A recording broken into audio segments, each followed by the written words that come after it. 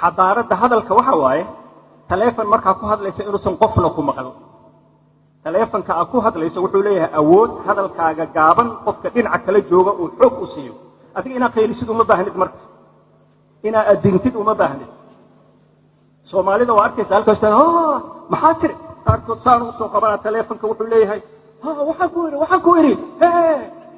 yani dhibka ka haysto xataa taleefan ma lagu hadli yaqaano xamarna waa lagu dhashay waa laga yaabaa ya marka jaamacadda markaad gasho waxaa u baahan tahay inaad fahamto hadalkaaga inuu noqdo hadal layin ah dabacsan hooseeya dadka loogu talagalay bes ay hadli karaan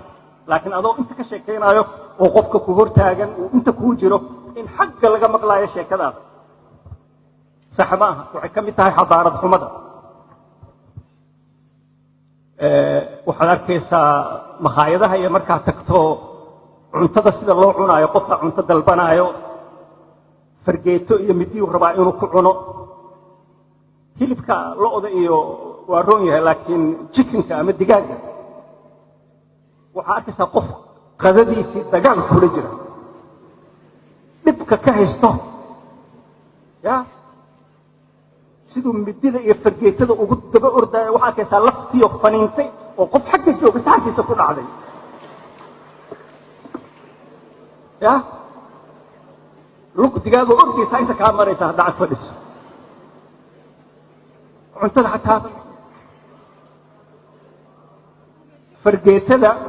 marka la qabsanayo waxaa arkaysaa sidii tooreydii asoo u haysta fargeetada oo saas dhahayo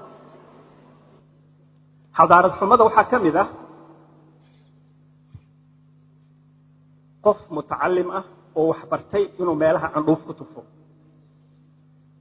candhuufta afkaaga ku jirto xalaal waaye xaaraan ma aha kow midda kale adaa iska leh yani qof afka wax kuu geliyey tu aa leedaha ma jirto wixii afkaaga ku jiray le waaye candhuuftaadii waaye so inaad meelaha ku tufta sax ma aha waa xadaarad xumo inaad candhuuf ku tufta meelaha saa u joog ma arkaysaa dhinacyada ka tufaayo sax ma aha